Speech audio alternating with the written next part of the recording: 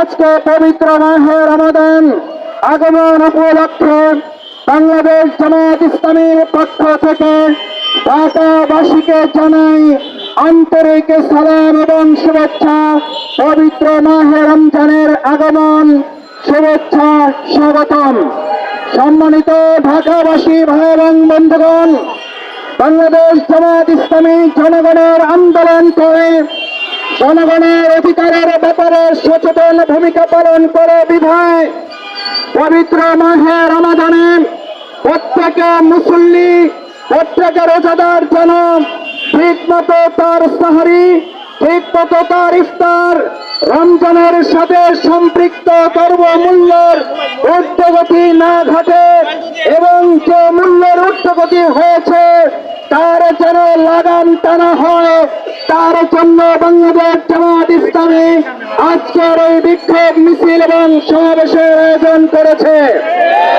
সংগ্রামী ভাই এবং বন্ধুগণ, আমরা সর্বপ্রথম অন্তর্বর্তীকালীন সরকারের কাছে উদাত্ত আহ্বান জানাতে চাই, দ্রব্যমূল্যের ঊর্ধ্বগতির লাগাম টানতে হবে।